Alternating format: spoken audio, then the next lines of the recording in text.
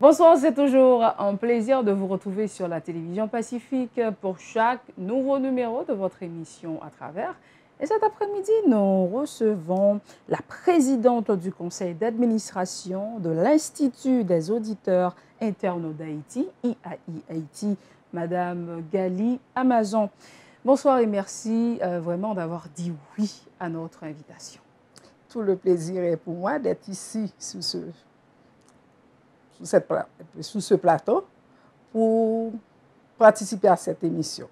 Et j'espère que ma contribution permettra d'atteindre l'objectif fixé.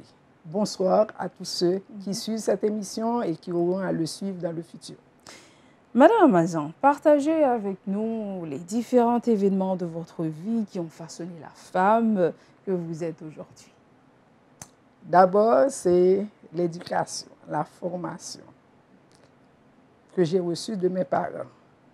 C'était important pour eux le respect de soi, le respect de l'autre et de se faire respecter. Et l'éducation était l'élément primordial pour eux. Je me souviens encore, mon père disait, la meilleure chose qu'il pouvait nous laisser, c'est l'éducation et la formation. Ils se sont donné corps et âme pour permettre qu'on intègre les meilleures écoles de la ville d'Ekaï. Ah, ok, vous êtes d'Ekaï. Oui, je suis d'Ekaï.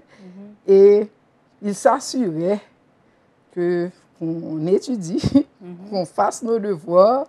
Et ils n'hésitaient pas de temps en temps. Tous les professeurs de mes écoles connaissaient mon papa. Il passait très souvent pour avoir mes nouvelles. De nos nouvelles, je dis, de tous les enfants. Et un des points, donc, et qu'il n'aimait pas, parce que j'étais très turbulente à l'école. Ah bon? Parce que quand il passait à l'école, il n'aimait pas. Ah, elle travaille très bien. Mais ce mais-là, il n'acceptait pas ça là.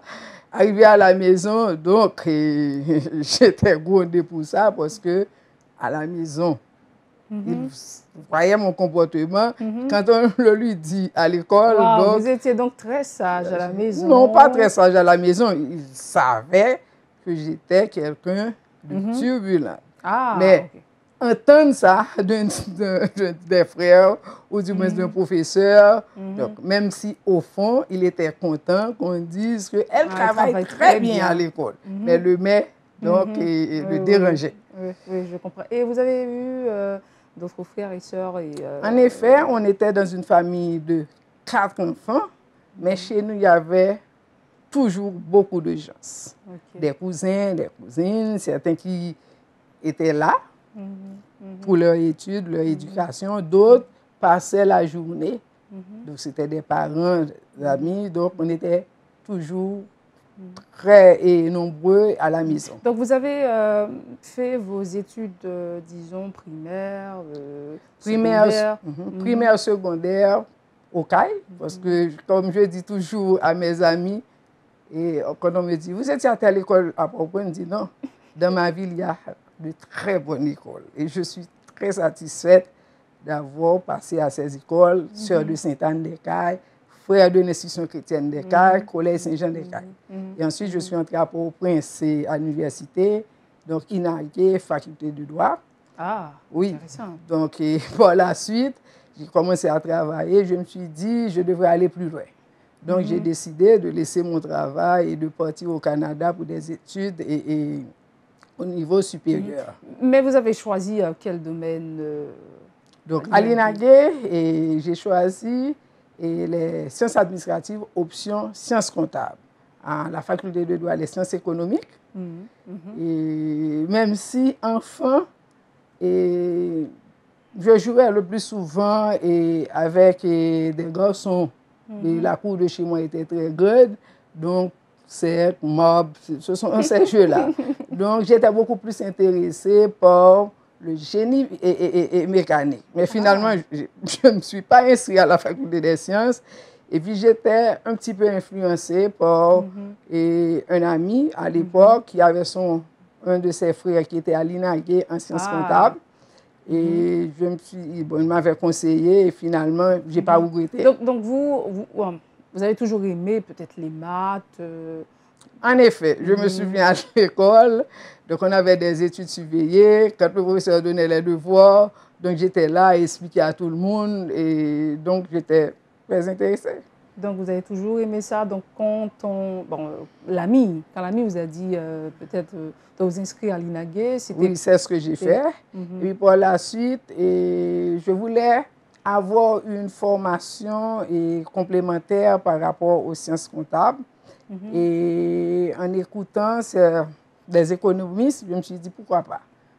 Je suis allée à la faculté des droits pour les sciences économiques. Et par la suite, comme je venais de dire, j'ai décidé d'aller plus loin. Donc, j'ai laissé le pays, mon travail, j'ai pris la décision de partir pour le Canada, notamment à Ottawa, et faire une maîtrise en administration. Par la suite, étant donné que je suis une athlète, j'étais membre du comité olympique, oui, de football, comme je dis. J'étais une athlète. Donc, il y avait une possibilité que je... Vous dites que vous pratiquez le football ou... Non, volleyball. Volleyball. Donc, j'ai décidé, donc j'ai eu cette opportunité de faire une autre formation, une autre maîtrise en management des organisations sportives. Donc, c'est Mais vous travaillez dans ce domaine, non? Vous donnez des consultations?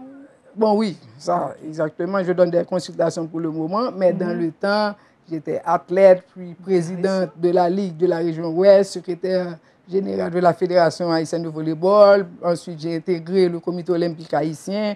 J'étais à un certain moment conseiller, puis secrétaire général adjoint, puis trésorier. Vous avez arrivé, ou bien à quel niveau en tant qu'athlète?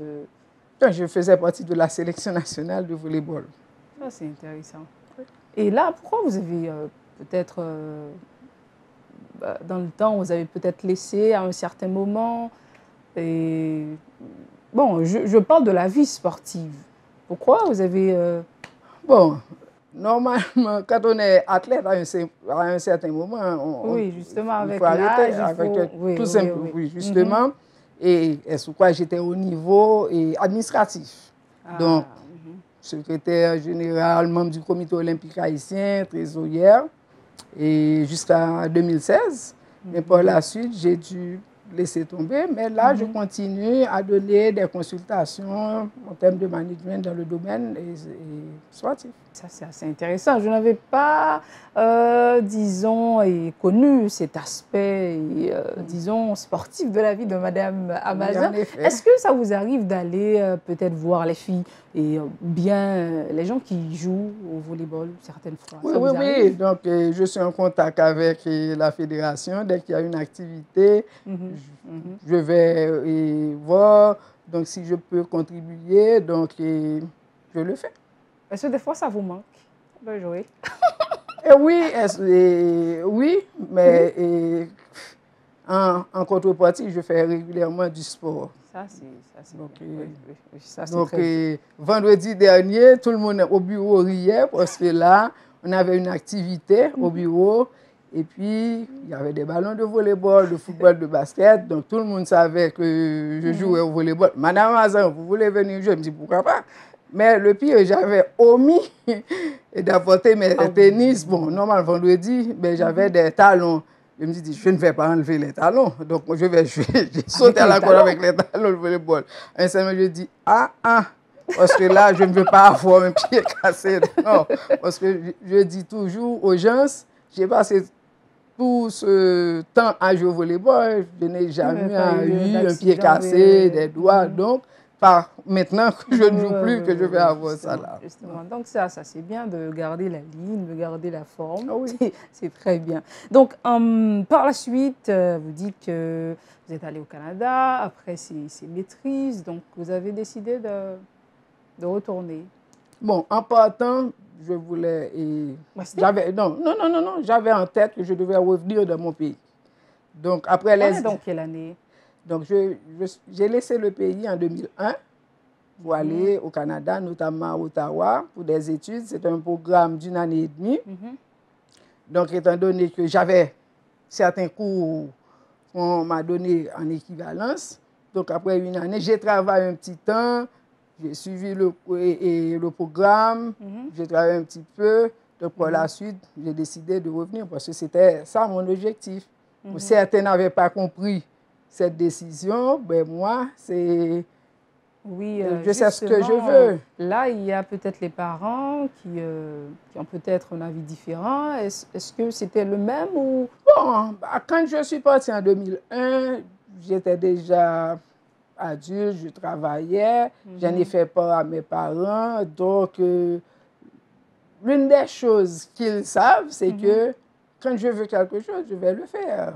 Donc, j'ai partagé ça avec eux. Donc, j'ai pris la décision de déménager. Et donc, j'ai une sœur là-bas. Je n'ai pas été chez elle parce que je m'étais inscrite pour l'Université d'Ottawa. Donc, je suis partie à Ottawa.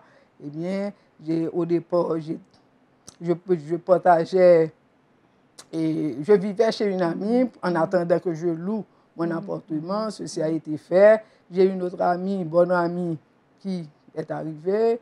Donc, on a partagé l'appartement et puis jusqu'à mon départ. Ok, d'accord. Et ensuite, arrivé en Haïti avec beaucoup d'objectifs peut-être en tête, bon, pas peut-être, avec beaucoup d'objectifs en tête. Et là, vous vous êtes dit quoi Non. À mon retour, je m'étais dit que je vais me lancer dans la consultation. Ah, ok. Entrée, j'ai appelé un professeur pour lui dire que je suis entrée. J'ai appelé 2 professeurs qui m'avaient donné des lettres de recommandation. Et étant donné que pendant que j'étais à l'INAKE, j'étais monitrice de cours, de travaux pratiques. Ah, okay. Donc, automatiquement, j'ai appelé le professeur. Il m'a dit que qu'est-ce que vous avez vu dans le programme? J'ai commencé à lui présenter, voilà. Finalement, je lui ai parlé de comptabilité par activité, que beaucoup de gens ne connaissaient pas vraiment. Il nous dit, mais c'est bien. Donc, étant, il était à l'OPA à ce moment-là, il m'a demandé, mais pourquoi pas faire une présentation sur la comptabilité par activité? C'est quoi ça? Non. C'est simple. C'est la comptabilité. Donc, la comptabilité, je vais prendre un exemple simple pour permettre à tout le monde de comprendre. Quand je prends une activité, pas vrai? Acheter un livre, pas vrai?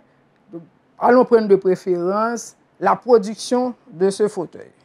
Donc, pour produire ce fauteuil, il y a tout un ensemble de tâches qui sont impliquées dans cette activité.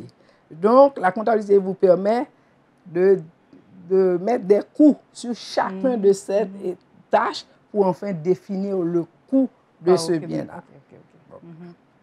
C'est ça de façon globale, mais c'est la comptabilité. Donc, il m'a demandé de venir faire une petite présentation pour le conseil. Donc, ils ont accepté. Donc, et on m'a programmé pour présenter l'activité. Voilà, ce même professeur, et on avait besoin d'un professeur à Quisqueya. Donc, il m'a proposé ça, j'ai accepté. De notre côté, j'avais une collègue qui était comme une maman pour moi. Et à l'ambassade du Canada où je travaillais, quand je lui ai dit, oh, envoyez-moi un CV, je vais donner ça. Elle a donné ça à l'université Quisqueya. Ils avaient un projet, ils m'ont appelé pour m'offrir un poste de directeur financier. Tout ça, il faut rappeler que c'est pas, comment je peux dire, c'est par votre éducation. Vous êtes formé, comme vous l'avez dit dès le début, votre père, votre mère, ils se sont donnés pour votre éducation. Donc tout ça, il faut se préparer d'abord pour pouvoir jouir des opportunités. Donc si ce n'était pas cela, donc... Tout à fait, il n'y a pas de doute là-dessus. Toutes les opportunités qui m'ont été offertes, c'est parce que tout simplement, j'étais une femme formée, bien formée, je dirais, et mes collègues, ou du moins mon environnement, eh bien, reconnaît en moi quelqu'un de bien formé. Oui, justement. Donc, non seulement de façon théorique, mais dans la pratique. Donc, j'avais démontré que je pouvais et réussir. Oui, justement. Donc, j'allais dire, d'autres personnes vont dire que vous avez eu des contacts, etc. Mais si vous n'étiez pas formé, donc on n'allait pas vous appeler. Donc, avoir les contacts, c'est bien, mais lorsqu'on vous appelle pour vous dire il y a tel poste, mais si vous n'avez pas le background nécessaire, on ne va pas vous appeler. Je vais vous raconter une petite histoire. Je me souviens, j'étais à l'INAGE. Donc, normalement, quand un professeur vous choisit pour être monitrice de son cours, il y a deux qualités que vous devez bien comprendre la matière. Donc, avoir de méthode, avoir la capacité de pouvoir transmettre. Transmettre, oui. Je n'avais pas demandé à ce professeur d'être la monitrice de son cours. C'est un matin, il m'a appelé, il m'a dit, Gali, j'ai besoin de 2 moniteurs, chacun pour un cours. J'ai choisi Thomas Blo, qui est un de mes condisciples à l'INAGUE, et toi. Donc, ce n'est pas parce que j'ai été demandé ou dit, mais j'ai un contact, c'est parce que ce professeur-là a reconnu en nous, quand je dis nous, Thomas Blo et moi, que nous étions capables de dispenser. Et mes condisciples me disaient, Gali, moi, et ce sont des gens très brillants, me disaient, moi, je ne pourrais pas faire ça. Non, là, la capacité d'expliquer. Et à l'école, j'étais toujours prête à expliquer et à reprendre le cours pour des amis ou du moins des condisciples qui ne comprenaient pas. Bon, c'était de façon spontanée, je dis, mais qu'est-ce que vous n'avez pas compris? Voilà telle chose. Donc, j'ai reçu cette éducation de mes parents et moi, personnellement, je me suis dit, c'était la voie à suivre.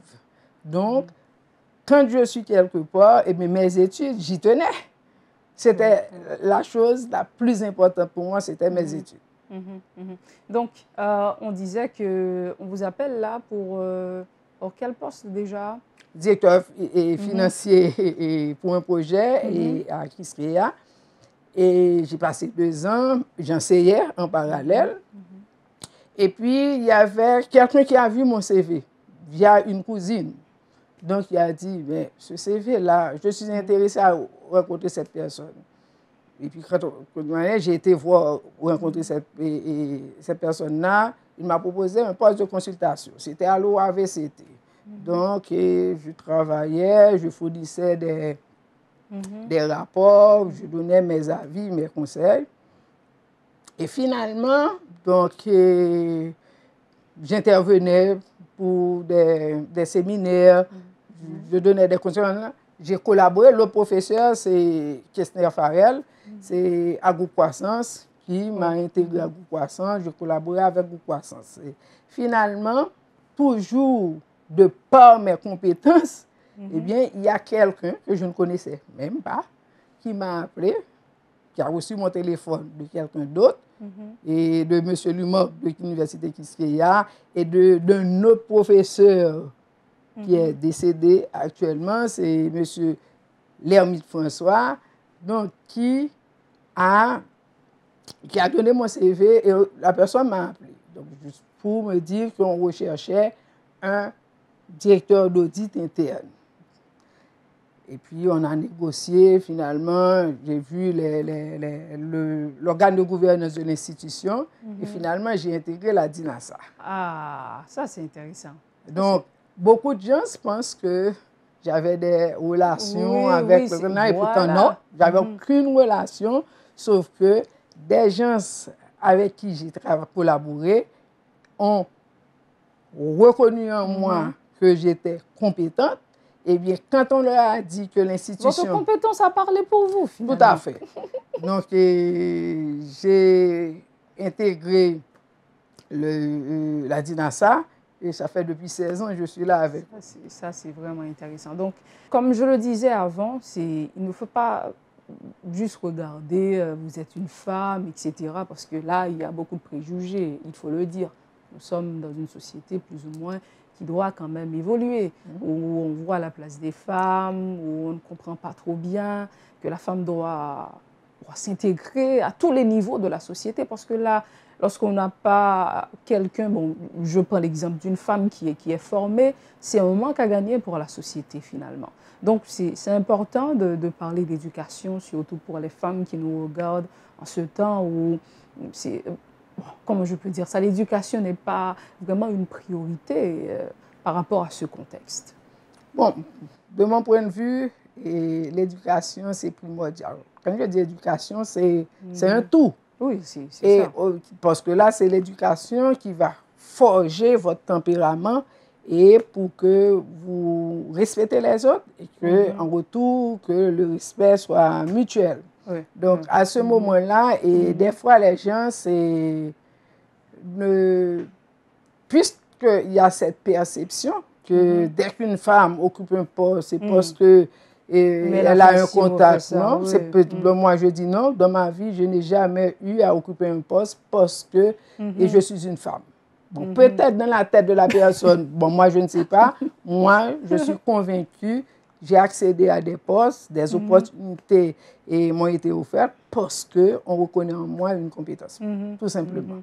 Donc, et partant de ce principe, je reviens sur la question d'éducation, de formation, parce que là, quand on est formé, on se dit que si je ne suis pas là, je peux être ailleurs. Oui, donc, on n'a aucune raison d'accepter des propositions indécentes. Moi, je n'ai pas eu à faire face à cette situation. Mais je dis aux femmes, si pour une raison X, d'abord, vous formez, et deuxièmement, dites-vous bien, si je ne peux pas être là, je ne suis pas obligée de me vendre pour être à ce poste, parce que quand on est formé, même si quelqu'un ne vous aime pas, vous avez la compétence, au final, la personne n'aura pas le choix que de se retourner vers vous parce que la compétence est là. Oui, merci vraiment, Madame Gali Amazon. C'est un bon point pour terminer cette première partie de l'émission.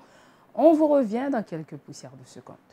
Si vous jugez que cette vidéo est intéressante, n'hésitez pas à liker et partager la vidéo. Et surtout, n'oubliez pas de vous abonner à cette chaîne et activer la cloche de notification pour ne pas louper aucune de nos vidéos. À travers vous offre l'opportunité de partager avec des personnalités venant d'horizons divers leur parcours, expérience dans le grand marathon de la vie. Merci de nous rester fidèles. Vous êtes dans la deuxième partie de l'émission À travers et merci à vous qui venez de débarquer sur les côtes de la télévision Pacifique. Nous faisons le voyage avec Madame Gali Amazon, présidente du conseil d'administration de l'Institut des auditeurs internes d'Haïti, IAI Haïti. La deuxième partie de l'émission se tournera essentiellement autour de l'audit interne. Donc, comme Mme Amazon et dans la langage simple, bien que chaque domaine a un jargon pour le faire nous comprendre très bien des questions un peu techniques que nous pourrons poser dans la deuxième partie. Mais bien avant, dans la première partie de l'émission, Outap essayé de montrer nous comment éducation, comment formation, qu'a ouvert la voie pour le monde, quel que soit aux enfants ou bien aux garçons. Donc, Outap montré nous aspect ça très très important. Oui, tout à fait, parce que, comme m'explique dans la première partie, il y a là, éducation que moi recevoir la caille moi.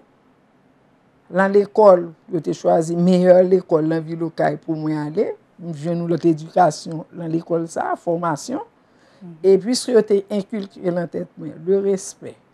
Que c'est éducation, c'est formation qui voit. Et bien moi-même, même si on pas là, moi-même toujours continuer à faire route moi dans l'éducation et m'encourager tout le monde, que ce soit fille, garçon, et que quel que soit ça qui a passé dans le pays, quelle que soit la perception qui gagne avec la formation, l'éducation, eh bien, on a privé. Parce que c'est l'éducation qui a forgé le tempérament. Donc, pour ne pas accepter n'importe qui bagaille, sous prétexte que vous avez un problème économique, sous prétexte que vous dites, je comprends. Grand goût pas douce, mais par contre, il y a un pile monde sous la terre qui est toujours prêt pour aider sans demander rien en retour. Donc, pas aucun monde ou à côté nous dire aider pour l'éducation pour le pas bon coup de main. Il a dit ça bien à l'avance pour le mettre dans le budget là, mais il pas profiter de ça. Sauf si on va mentir par l'école ou aller à l'argent, mais si c'est pour l'école, c'est pour apprendre nos métiers. Eh bien, maintenant, c'est pour faire. Oui, nous, dans le contexte, on a parlé assez, nous voulons rester un petit peu sur le point ça, parce que nous, la science, de manière générale, est banalisée dans le contexte, dans la vie jeune aujourd'hui. C'est comme si, les gens qui à l'école, qui forment tête, c'est comme si nous voyons presque pas la voix au chapitre. Donc, ouais, son déclin total. Parce que tout simplement, valeur morale est fritée. Donc, tout le monde connaît, c'est le monde qui parle plus fort, c'est lui-même qui vient la voix au chapitre. Or, ce n'est pas vrai. Donc, c'est pas tout le monde dit, bon, c'est voir ça que y a poté et en l'air, pour eux-mêmes, c'est le ça, eux-mêmes, c'est dans voir ça là. Non, même dit, non, c'est pas voir ça qui est bon. Et bien maintenant, parce que faut que bagay change, et puis changer, là, ça a besoin des gens compétents, qui ont la formation, qui pour assurer relève ça, qui pour venir développer le pays. Madame Amazan, vous êtes présidente du conseil d'administration de l'Institut des auditeurs internes d'Haïti. Est-ce qu'avant vous, il y avait d'autres femmes qui ont occupé ce poste? Non, il n'y en avait pas. Et je suis la première à être élue, à l'unanimité bien sûr, à ce poste. Avant, j'étais vice-présidente, invitée à intégrer l'Institut par un de mes étudiants.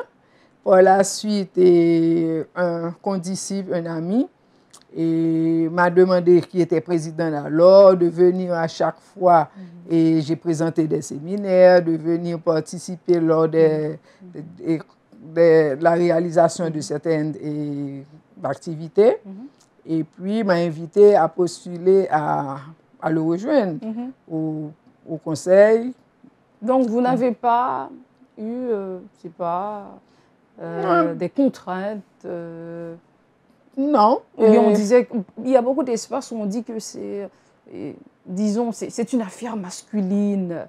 Bon, c'est vrai, à travers le temps, pendant les 17 ans de Haïti, il y a eu toujours des hommes à être élus présidents. Non parce que, de mon point de vue, de ce que j'ai vécu avec Haïti, c'est pas parce que les hommes avaient un comportement machiste, c'est tous des hommes, c'est parce que les femmes ne s'étaient pas impliquées. Et il y avait à un moment donné une femme qui était conseillère, mais à moi, pour elle, on a dit qu'elle ne va pas revenir parce qu'elle n'avait pas de temps. Donc, mais quand j'ai été élu vice-président, après les prochaines élections, et moi, j'avais dit que j'allais postuler, j'étais intéressée à postuler, poser ma candidature comme présidente, et puis j'étais bien contente, et j'ai motivé d'autres femmes à participer. Aujourd'hui, c'est au cours de mon mandat, qui va prendre fin en décembre, et il y a 4 femmes au conseil. C'est très bien. Et non pas des postes de conseiller, mais il y a une femme au poste de secrétaire, une femme au poste de trésorier et une femme comme gouverneur. Comme on l'avait déjà annoncé dans la deuxième partie de l'émission, on va un petit peu fixer notre projecteur sur l'audit interne. Donc, nous lançons vraiment le débat avec cette première question. Quel est l'impact de l'audit interne? L'audit interne, c'est une activité indépendante et objective qui donne une assurance à l'entreprise, quel que soit le type d'entreprise, que les activités d'exploitation, commerciale, stratégique, toutes les activités d'entreprise sont réalisées sans risque pour la compagnie. Ou du moins, les risques sont maîtrisés.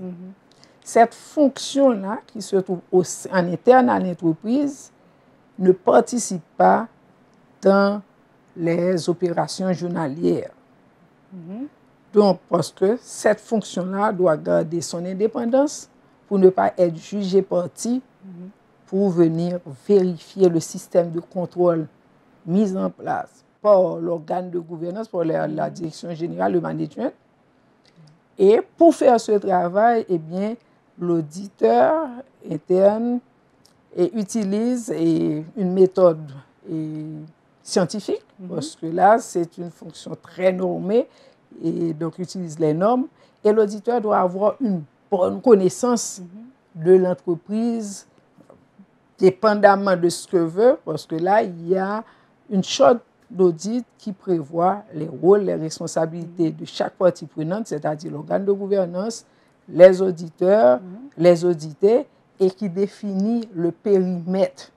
Parce que là, normalement, c'est recommandé que l'entreprise donne toute la compagnie comme périmètre pour que l'auditeur puisse faire son travail. Okay. Concrètement, comment l'audit interne peut améliorer la performance de l'entreprise?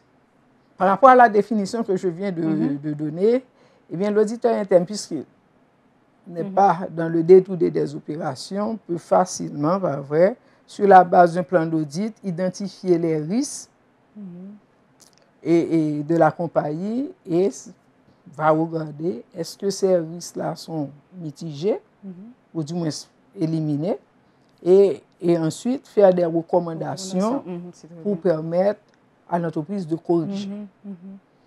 Et suite à ces recommandations, l'auditeur va revenir par la suite pour s'assurer est-ce que les recommandations qui ont été discutées avec les audités, un plan de redressement a été élaboré, donc pour s'assurer que ce plan de redressement est mis en place.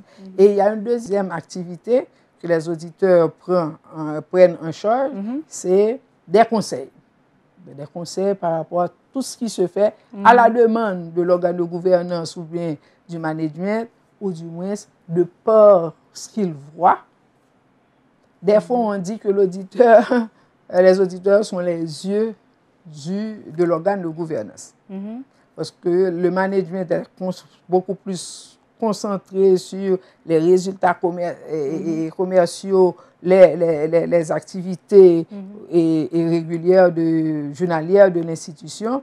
Donc, ils ont la responsabilité de mettre en place un bon système de contrôle interne. Mais s'il y a quelqu'un d'autre qui peut prendre du recul pour venir vérifier est-ce que c'est conforme, est-ce que c'est... Comme vous dites, on n'est pas jugé parti en même temps. Tout à fait. On a un regard plutôt impartial. Justement. Et ceci au regard des normes d'audit interne, au regard des lois qui régissent le secteur d'activité de l'entreprise, au regard des procédures que l'entreprise a mis en place. Et un monde qui a regardé nous qui est intéressé avec le domaine ça, mais qui a dit comment on a un auditeur interne. Donc, auditeur interne, je vais parler d'abord pour être membre de l'Institut des auditeurs internes. Donc, dès que vous ayez,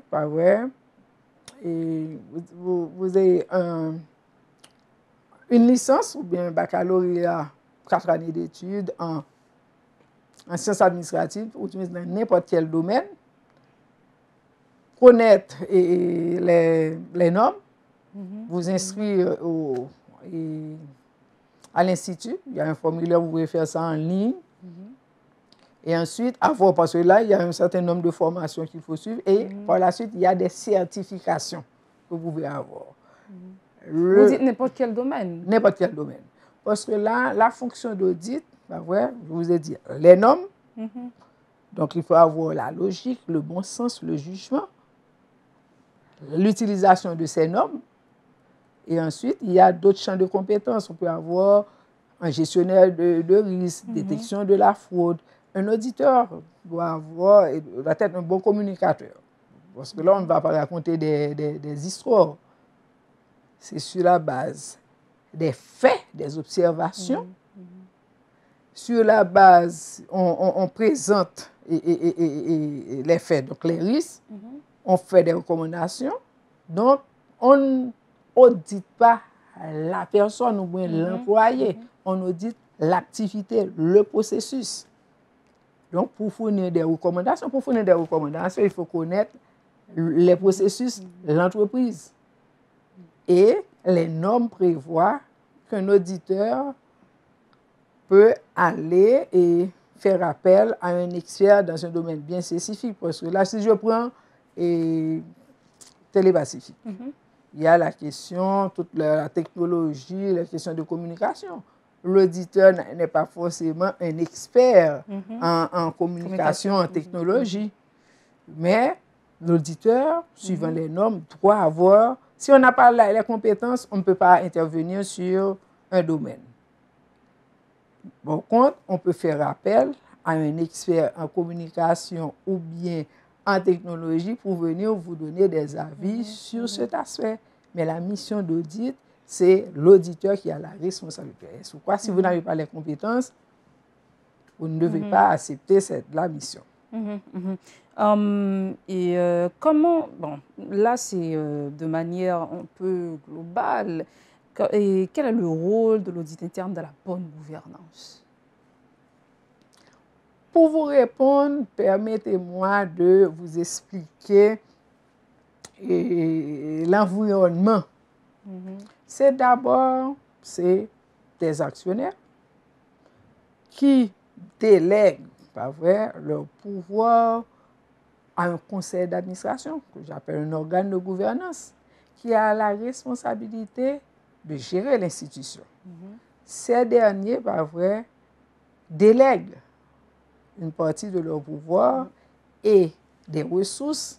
Donc, c'est au management, je parle du directeur général et les différents directeurs ou bien directrices de fonction qui vont s'assurer de mettre en place un bon système de contrôle interne pour pouvoir exploiter cette entreprise. Que ce soit l'organe de gouvernance, je parle du conseil d'administration, que ce soit le management, ces deux entités-là s'appuient sur l'audit interne pour s'assurer que les objectifs, les stratégies qui ont été développées, les objectifs à atteindre, eh bien, permettent à l'entreprise d'atteindre les objectifs fixés grâce à cette fonction qui ne participe pas aux opérations, mais qui ont la capacité, la compétence de venir donner un avis, donner une garantie que les activités sont réalisées en tout et sans risque pour la compagnie. Mais l'autre aspect, tu es touché par rapport avec une formation auditeur interne qui va prendre sous question fraude.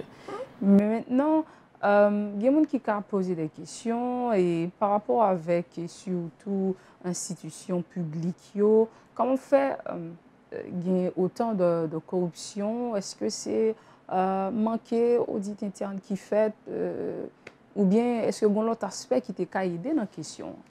Ça, c'est un aspect et qui pas audit interne, mais avant même audit interne, là, il y a une compréhension, une culture de bonne gouvernance qui peut exister au plus haut niveau de l'institution. C'est vrai, nous reconnaître pour l'État. Et en général, nous avons plusieurs structures de contrôle interne. Le Sénat, et Cour supérieure des comptes, l'ILCC, et j'en passe. Donc, toutes ces institutions-là, ils sont là, suivant et loi organique, suivant responsabilité pour intervenir. Mais si en interne, la vraie structure de l'audit interne, ça n'a pas existé, et pourquoi pas? Parce que là, on parle des piliers de bonne gouvernance, là. Je ne parle d'organes de gouvernance, là. On parle de management, là. On parle d'audit interne, là. Et au niveau management, on a deux niveaux. Au niveau direction générale, on a l'autre niveau qui c'est des experts en gestionnaire de risque, en conformité, en contrôle de gestion. Et ensuite, il y a audit interne.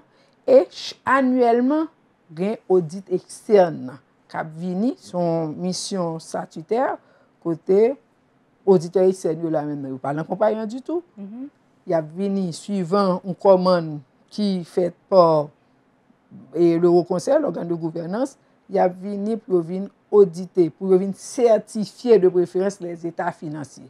Parce que, si par exemple, suivant la loi des sociétés anonymes, fait exigence à toute une société anonyme pour faire auditer par une firme d'audit et d'audit externe qui a bien certifié état financier pour eux même qui a dit tête belle. Donc il y a une obligation pour faire ça, on dit chaque année.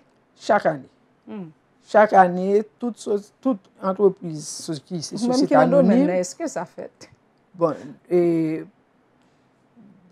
oui, il y a rien doit faire en retard pour certains, mais pour certaines entreprises. Mais normalement, toujours prendre un exemple, secteur bancaire là, non seulement il y a une loi ça, et société anonyme, et puis deuxièmement, norme prudentielle BRH exige ça.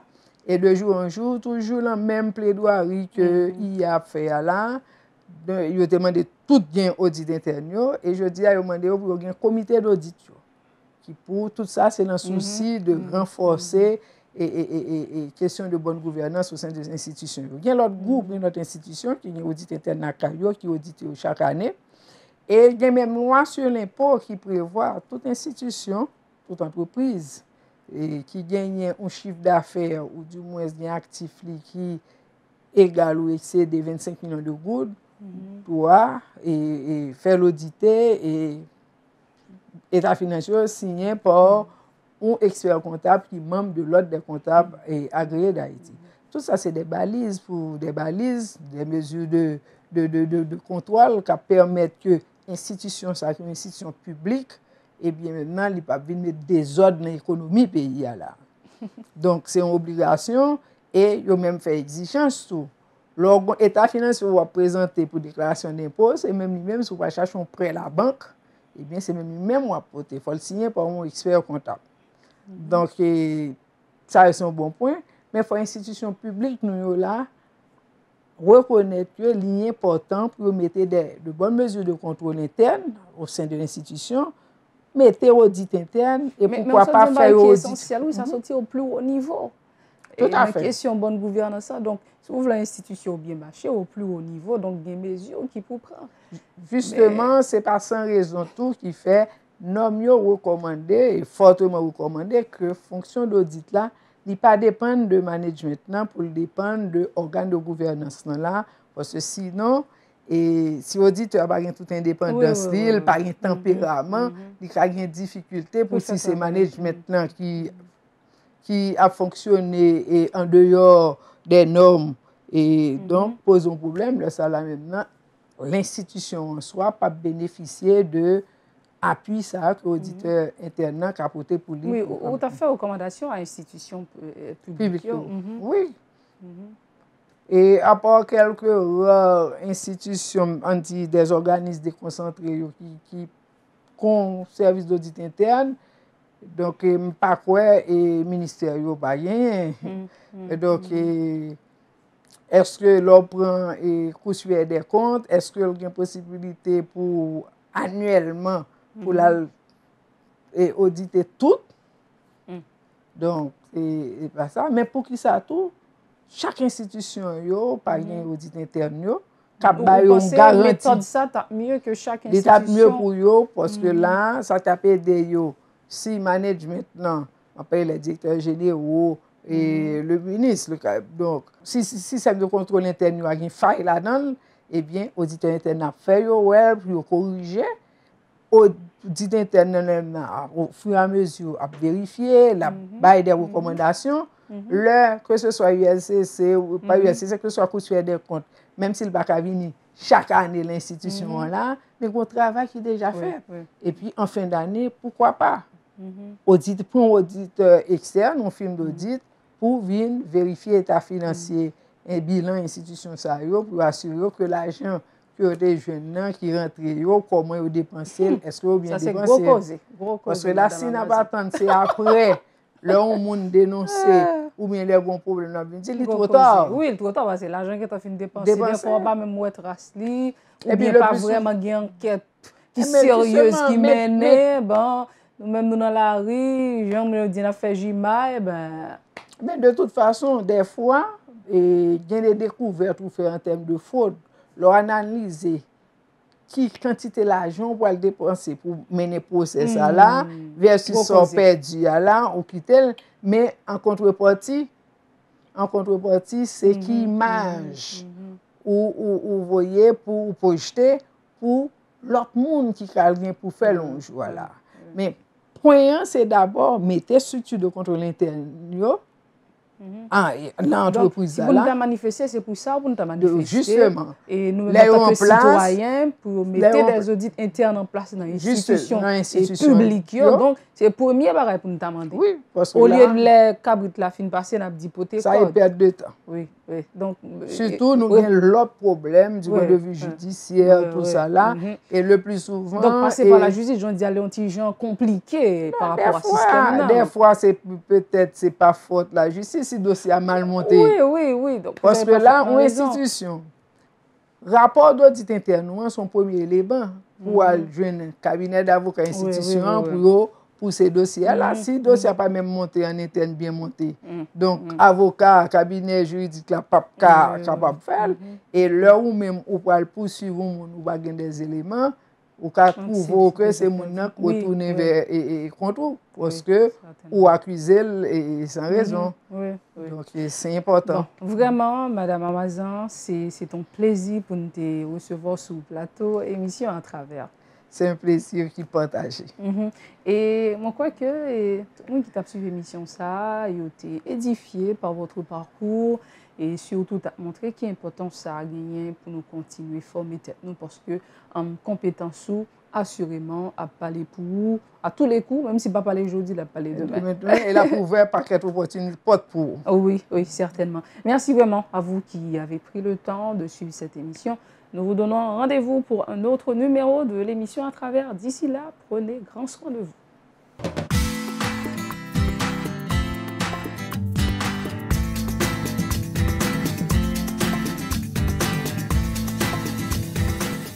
Si vous jugez que cette vidéo est intéressante, n'hésitez pas à liker et partager la vidéo. Et surtout, n'oubliez pas de vous abonner à cette chaîne et activer la cloche de notification pour ne pas louper aucune de nos vidéos.